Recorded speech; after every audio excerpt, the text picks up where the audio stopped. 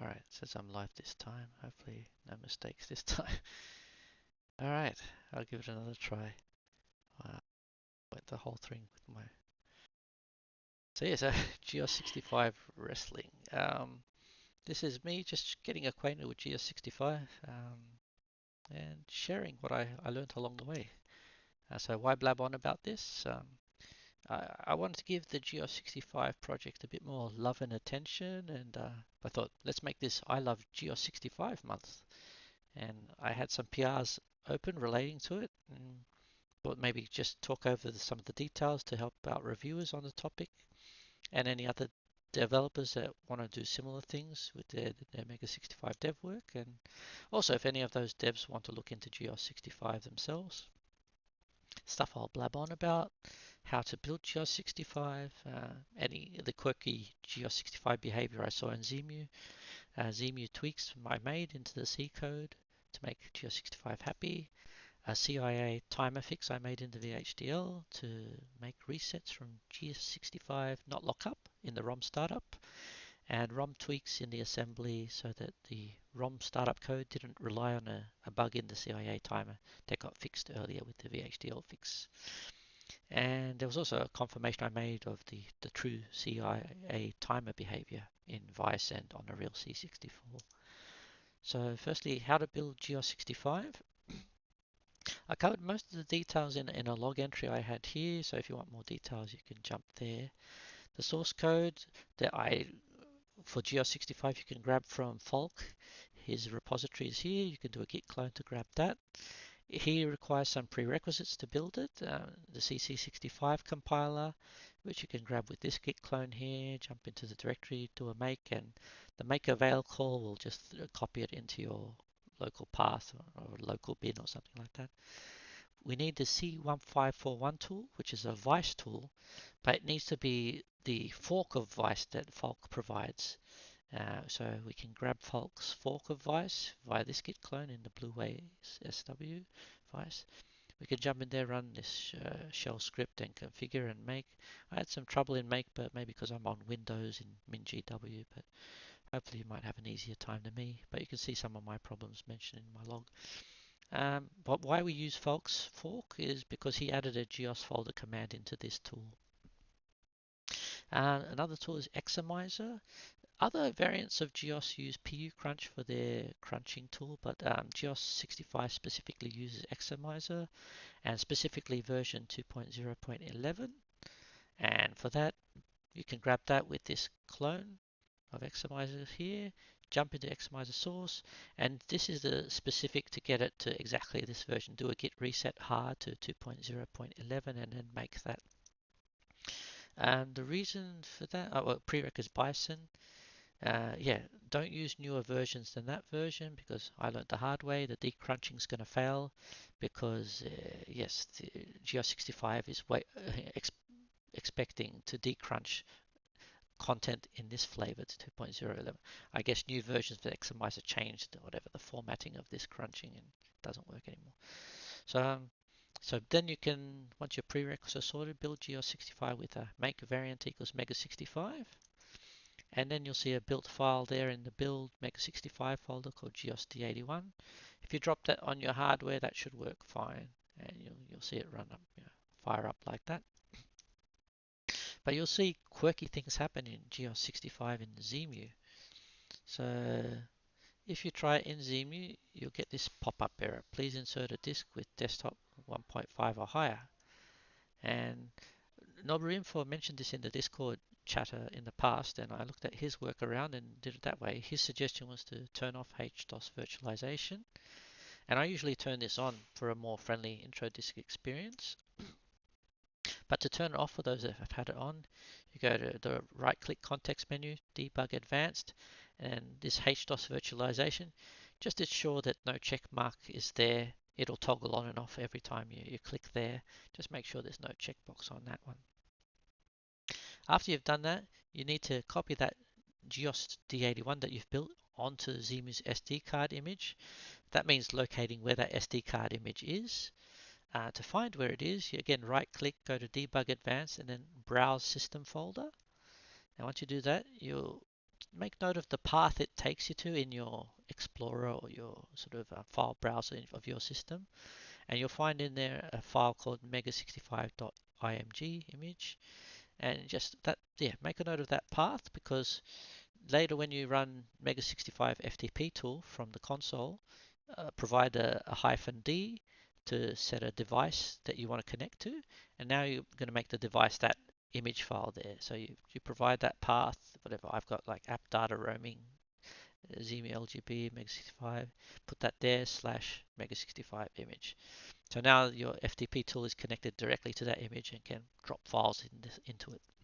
And then yeah, you just type put GeosD81 and it'll copy GeosD81 into this image file. Anyway, back in the Xemu, once you've done that, to mount GeosD81 and then type boot. And hey presto, it seems to work when you keep HDOS virtualization off and you've copied the D81 into this Mega65 image file. So if you want to play with it that way, just remember you need to do a bit of mouse configuration. Right click and go to input devices, enable the mouse grab, and also do input devices and swap emulated joystick port, because it starts up on joystick port 2. You want to swap it to joystick port 1 for GEOS. Yeah, so what is this HDOS virtualization concept inside Xemu? I thought that's worth elaborating on. So our Hippo, which is kind of like our hyperkernel of different services, and it does activities like this. You know, you can ask Hippo to, as a service, can you mount a D81 image for me, or can you read a file from the SD card into the memory for me? And by default in Xemu, that HDOS virtualization is turned off. And when that's the case, Xemu will just let the Hippo assembly routines do exactly what they do. You know, every request like this will go to the HDOS, the Hippo code, and execute. And it will do whatever it would try to do on the hardware for each of those activities. And when they do such things as mount a D81 image, you request that, yeah, any sort of assembly routines for Hippo will refer to that Mega65 image file, because it assumes that's the contents of your SD card. It'll dig through that looking for, you know, the D81 image within that and mount it accordingly and so on. But if you turn on this HDOS virtualization setting inside Xemu, it's a little bit different. When you try to make a Hippo call, like please mount this D81 image for me, it no longer calls that assembly routine for the HDOS stuff. It will instead, Xemu intercepts that call, or sometimes we call them Hippo traps or HDOS traps. And instead of executing that Hippo code, Xemu is going to override it with its own code, you know, a bit of C code that they say, you know, if we see this HDOS trap come, don't do Hippo's code, do our code instead. So instead of mounting a D81 file from within the mega65.image file, it tries to mount a D81 image that you've stored in what's called your HDOS folder. So to see what your HDOS folder is, again, that path that you got before where the image file was located, notice in there you've also got this HDOS folder. If you were to visit inside there, you'd see you could drop any D81 files you want in there. I've dropped like the whole intro disk contents in here myself. And so yeah, that's the distinction here, that with HDOS virtualization on, mounting a new D81 disk equates to Xemu's own code saying, grab the disk from here instead, not from the D81 image.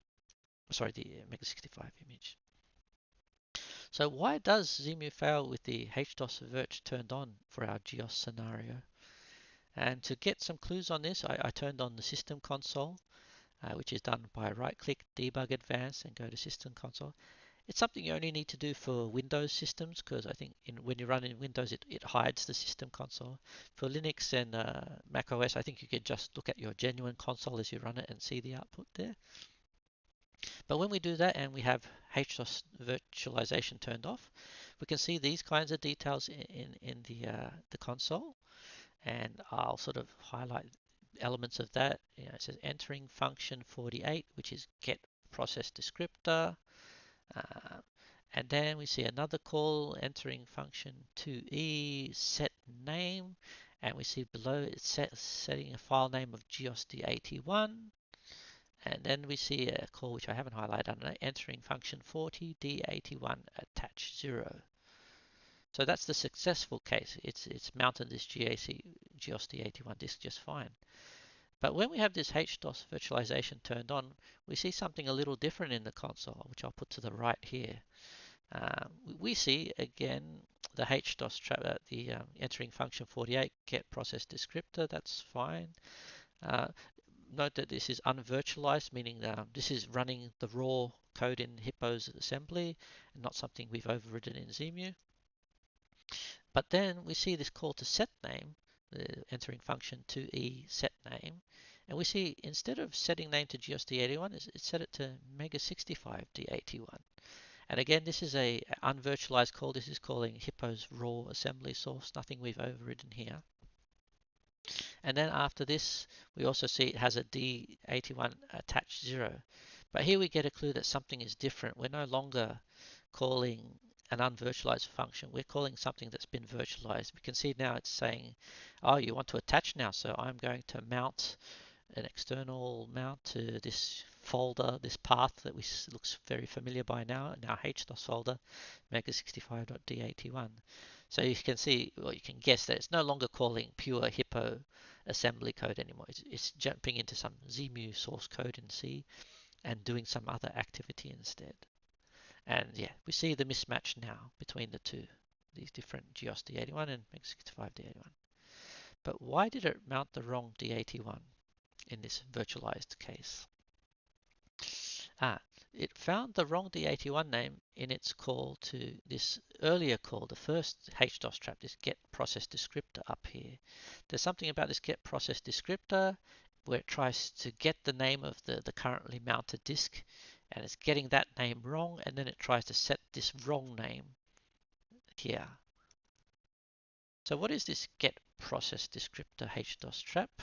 We can learn more about that by looking at the Mega65 book, which you can grab from here. And once you've got it, look at Appendix N. There's a subsection in here called Disk Image Services. Within there, you'll find Hippo Get Process Descriptor. And it shows you can call the trap with a bit of assembly, load A with 48. And that 48 number, each Hippo service has a unique number like that. The STA D640 is a bit like a trigger to trigger the Hippo service. The CLV is like, I think, a safety, no operation sort of thing to assure nothing bad happens to code that runs afterwards, I believe. But what do we get when we call this? What does that do? Well, it's describing it as copies the current task block into a destination area. But what's a task block? And it's this stuff I've highlighted in blue further below, this table of different fields it'll retrieve for you. But it's saying it's going to copy it. So where does it copy this information to? That's described a little below. It says it's going to copy it to some destination area that starts on a page boundary between here and there, and it'll be at least 256 bytes long. But whereabouts in that range is it going to write to? It's going to write to whatever it is. It depends on the Y register you feed to it. So the idea being, what they say below, it'll write it to this, whatever the Y register was as the high byte, and then 00. So if you wanted to write this information of this block into 1000, you'd set Y to 10. And then before this call, you'd say load Y with 10, then load A with 48, and stack it in D640, something like that. But what are the fields of interest relating to this current issue? I'll highlight those. There's this field that's storing the length of the D81 disk image file name attached to drive 0. So just the length of that string.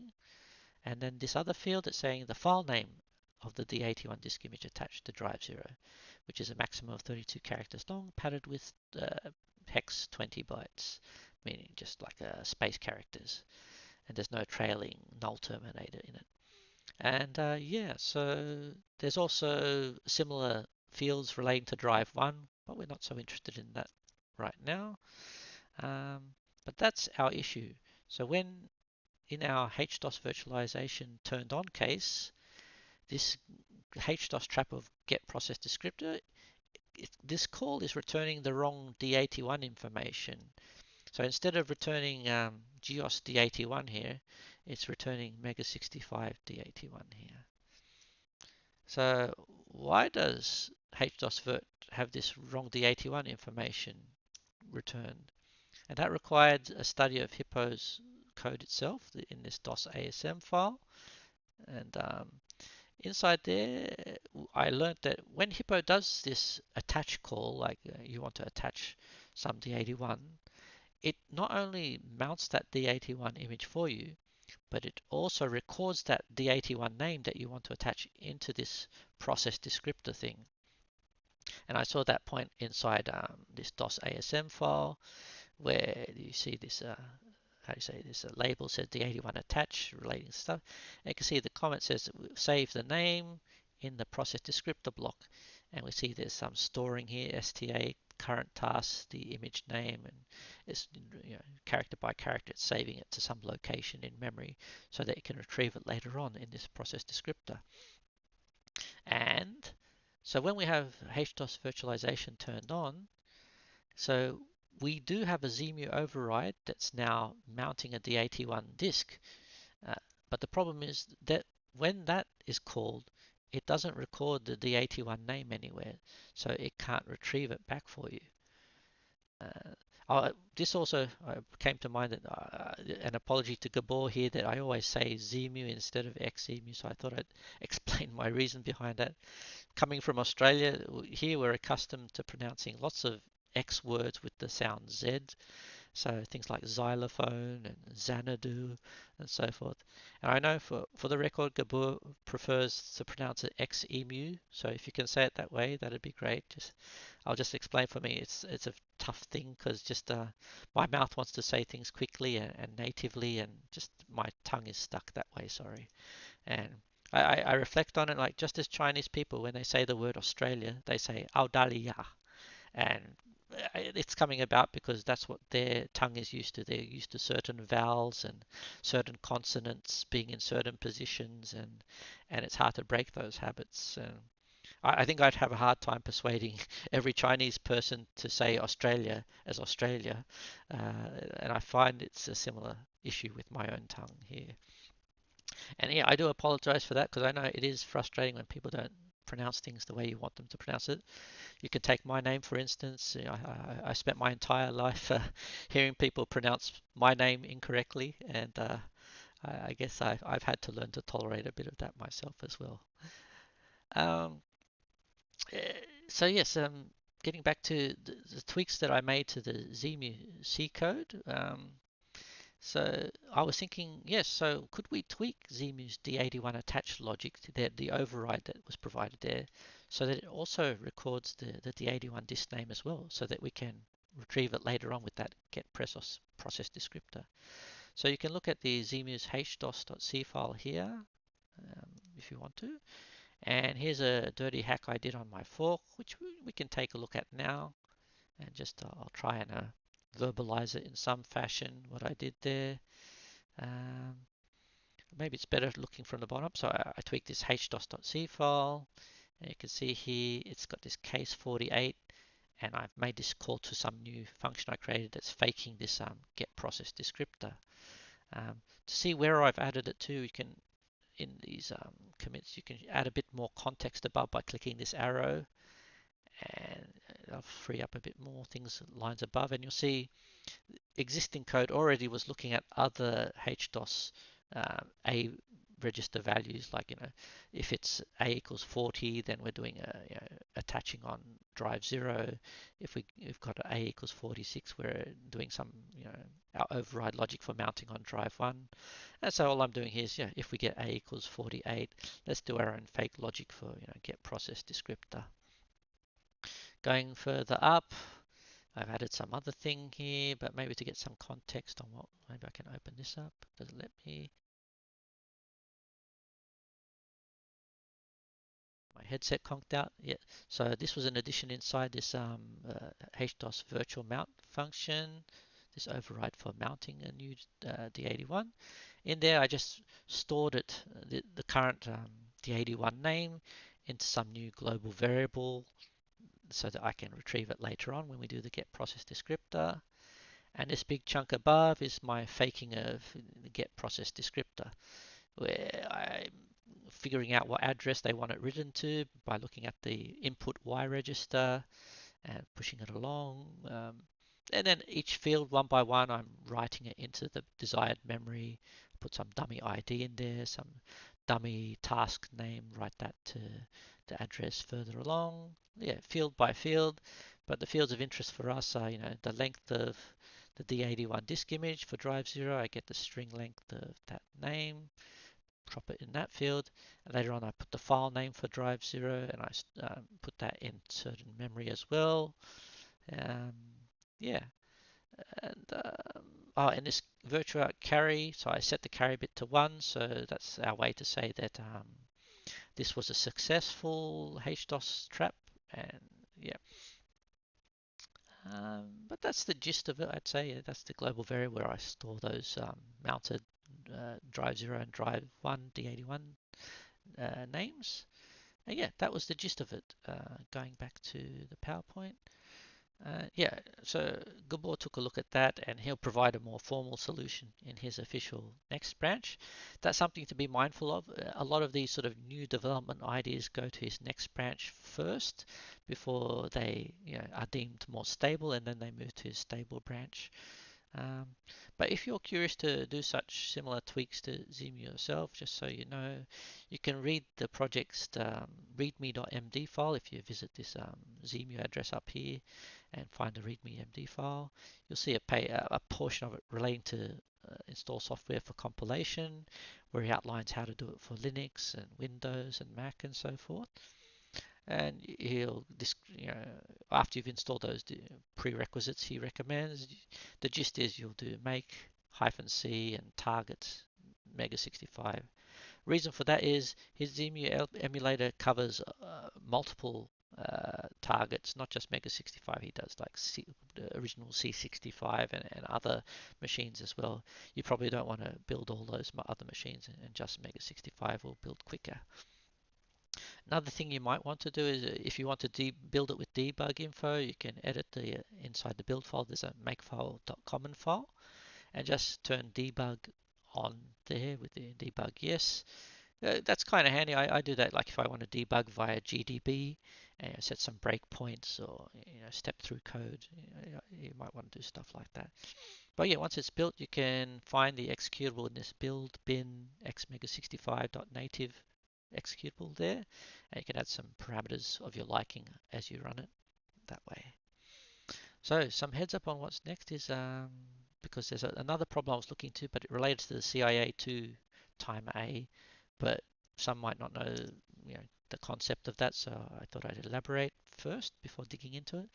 So the C64 and the Mega 65 have two CIA chips, and previously in a prior video I had this C64 C with disassembly video, and I studied the CIA1 in detail and how it related to its I/O registers talking to the keyboard, joystick, and paddles.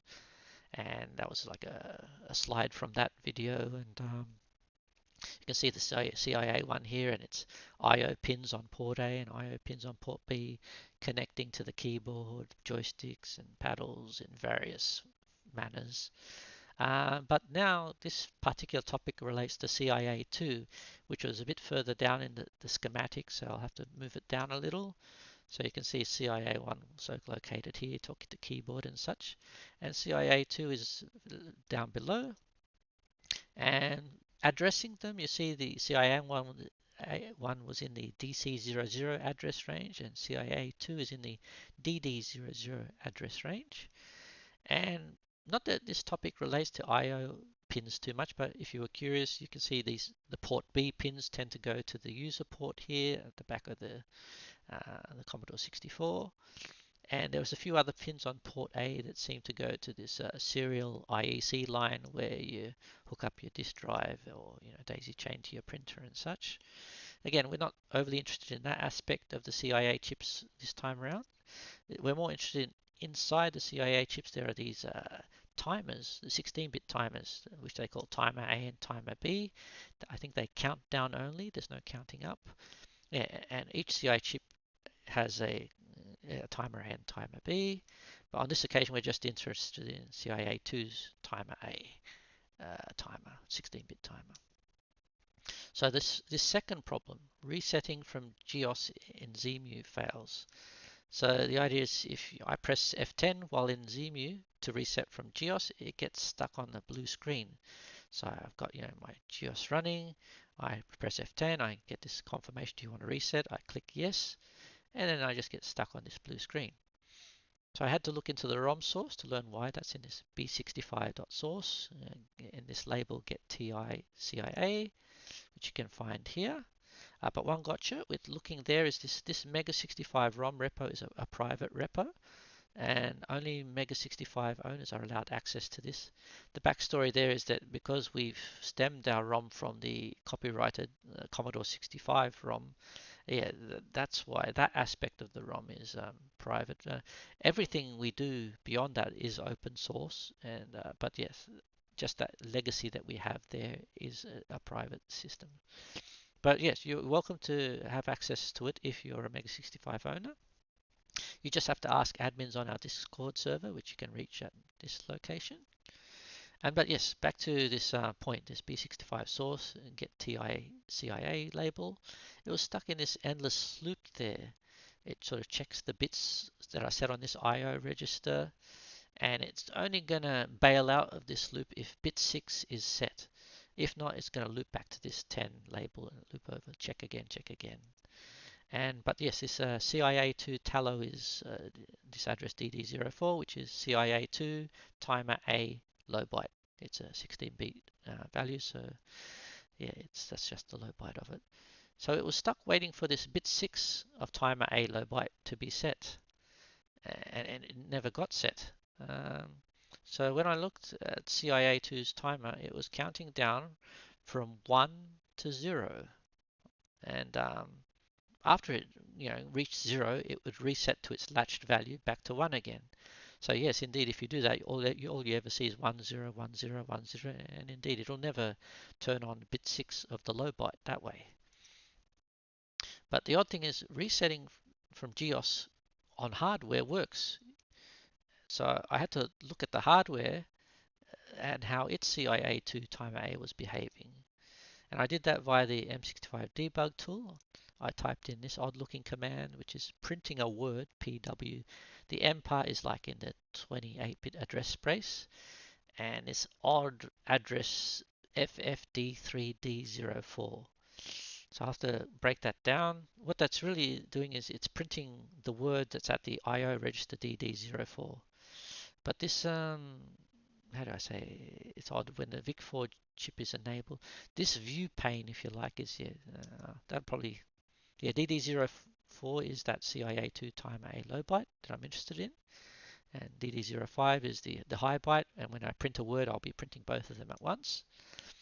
But yeah, this notation is the confusing part, this FFD3 something something something. So this annotation is like a 28-bit address, and when we're looking at this space, we're looking at all VIC4 IO addresses as if they are always visible. If we were to look into the, how you say, the CPU 16-bit sort of window, they might not always be visible depending on what's been switched in and out, but I tend to just do this by default to assure I see everything, every IO I possibly can. I can see this way. Anyway, after I type that command into M65 debug, I ask, system, can you tell me what is the word visible at DD04? And I held down the enter key so I could see it repeatedly. And when I did that, yeah, I saw the timer go from 1 0 0 1 0. But yes, there was this odd FF00 I saw. And for me, that was a little hint that sometimes this decrement is getting all the way from 0 and leaking over to FFFF. So on hardware, that's why I feel like it was working, this GEOS reset. It was this incorrect leakage getting to FFFF meant that bit 6 would turn on, and that loop would see, oh yeah, bit 6 is set because we're at FFFF now, and now I'll bail out. And so that's why on hardware we were able to bail out of this loop because of this well, this bug in the CIA implementation. So yeah, the CIA timer fix, that involves studying the VHDL implementation of the CIA chip, which you can find here. And when I looked at that, yeah, I pinpointed the parts. There's this reg timer A. I can see where they're looking for it to be FFFF. When that's happened, we know this underflow state has occurred. I see further below, when this happens, we want the register timer A to go back to its latch value, which in our case was 0001. But the problem was that, yeah, this is visible. Everything on reg timer A is always visible at that DD0405 address. Uh, so I, um, so you can look at my PR to see what I did about it. But the gist is that I kept reg timer A as it was to see this FFFF in the code, but I made a new reg timer A visible variable that assured that this FFF got hidden, and the only thing visible from the IO addresses were, down to 0, 1, 0, hide FFFF and go back to the latch value 1. So you can take a look at my PR, and I thought that would be a chance for some developers that maybe don't have that background of PRs and things to get familiar with what are these pull request things. So we can take a look at that. Um, so we see we're in the Mega64 core repo. We're on this tab here, pull requests. I've got the name of my pull request is CIA timer leak fix. This thing I've got in brackets here with the hash is it relates to some bug issue here on this other tab issue, and I put the issue number. That's my preferred style. Some people put it elsewhere, and it relates to issue 899. There's more details if I go to issue 899. But on my let's look at a pull request here. If I were to click on pull request, if you were to make a change, how would you go about making a pull request? There's a new pull request button here in green. If I click that, I can decide what branch I want to merge, well, I request to merge into. So I had my CIA branch here. I would click on that, and it would then compare my CIA branch to where I want to merge it into. It notices there are 2 commits that I've made, and I can sort of inspect that and confirm, yep, that's really the changes I made and what I'm planning to do. And beyond that, you would click, what else, I guess, view pull request. I'm a bit nervous to do that yet because I've already got one there. I believe then you would write a description. Would there be any harm in this? I hope not. It's just taking me to the one that I've already made, yeah. If it wasn't made, then you'd have to type in a description. What is my pull request about?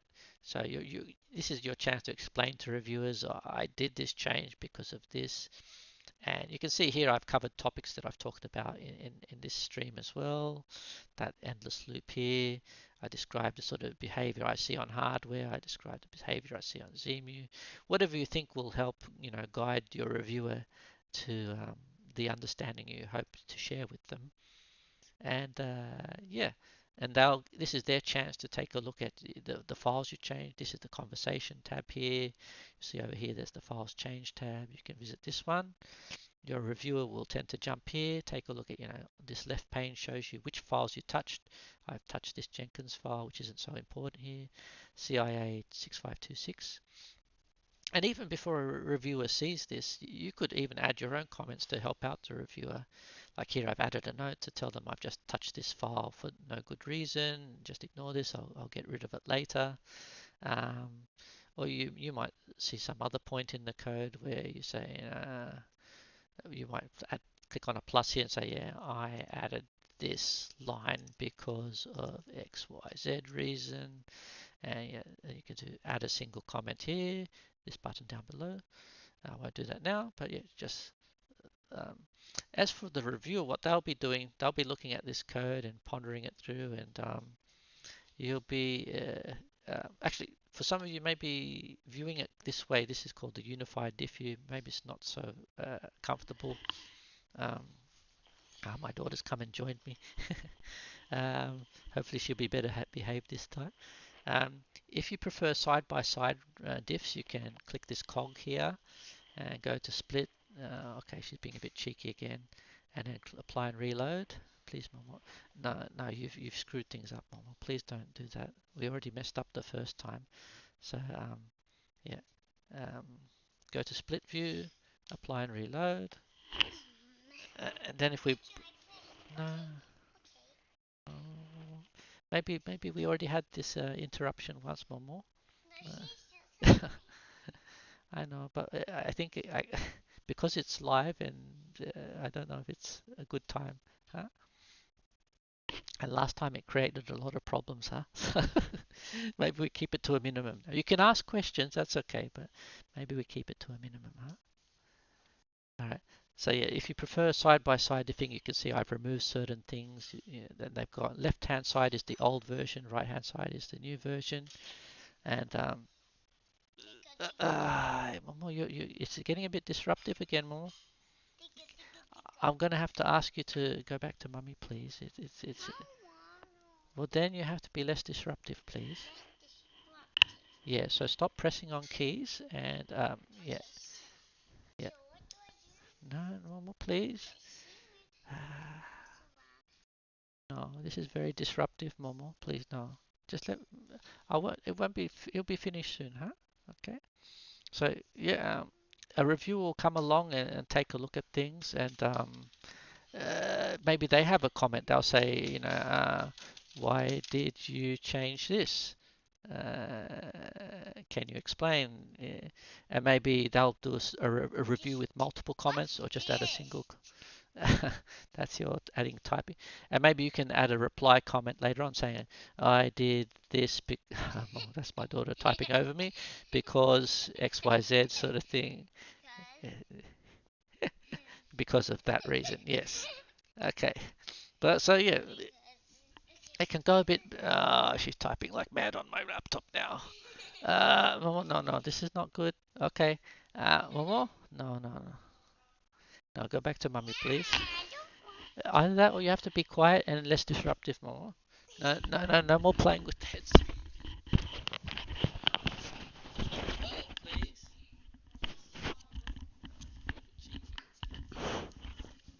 Maybe you can say hello and that's it, huh? You can say hello. I don't think they want to hear that.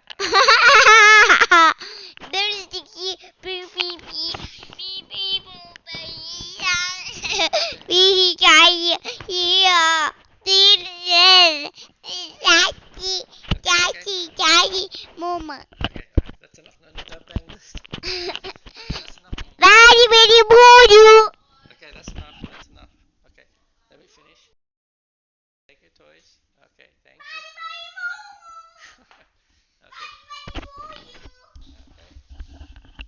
Okay. And we're back. Right. Okay, everything's in order. um, yeah. Where was I? Yeah, I guess yes. A review will come along and yeah, ask you questions like that. There can be a bit of to and froing. You might have to explain your intentions behind your change a bit further, or they might ask you to, can you change this to be that or that, and you can, yeah, if it makes sense to you to do so, and you can do so. If you've got some concerns, you can share those concerns as well. But yeah, after that toing and froing goes through and things are good, then usually the reviewer will come along and to click this green button and say, yeah, all good, Oh, what have I done? I've clicked the wrong button. And say, all good, thanks. And click approve and submit their final review comment on there. And if not, maybe they might say they request changes, all good, you can just change this or that, or take a look at that, discuss this further, etc. And request changes or a bit of more talk time. Sure. Well, once everything looks good, the review will come back to the conversation tab here, and on their side, they'll they'll have this squash and merge button here. So when all the ticks from the reviews are in, one thing to be mindful of: squash and merge is not the default for a lot of people. So if it isn't your default, yeah, click that green arrow on the side here and go to squash and merge. It'll still be attributed to you, all your changes, but just all your commits will be squashed into a single commit just for brevity. And that's our process for that. So yeah, as for my actual change, yeah, I guess we can look over that as well. Yeah, don't worry about the Jenkins file, that's just my own gunk, which I'll get rid of. Yeah, but in CIA 6526, maybe side by side is a bit easier to see. You'll see alongside register timer A, I've added register timer A visible now, which is 16 bits in size, starting off at defaults to 0001. Similarly for timer B, I've now got a timer B visible. I added that to the process list, those two new ones. And further down, I think I need a bit more real estate. You can click this to get rid of the left pane to give you a bit more real estate. This part here is where it's saying if there's a read on DD04, what should I return? In the past, it was returning the register timer A value directly, which was how the FFFF was leaking through. But now instead I'm returning register timer A visible, where I try and hide that FFF. And similarly for timer B as well.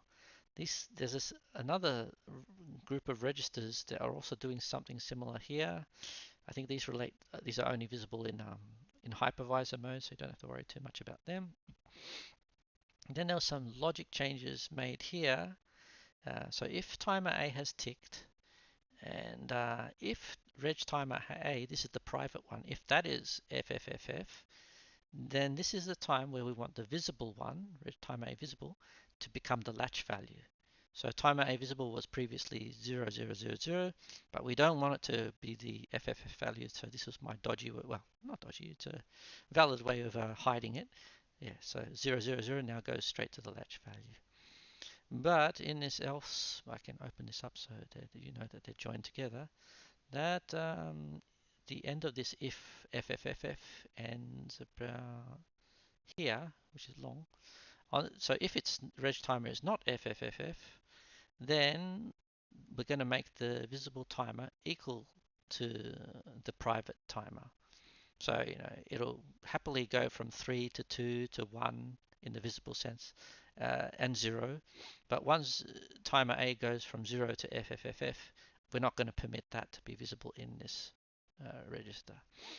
So yeah, that was my hiding technique there. And I applied the same thing for timer B, something similar logic there for timer B as well.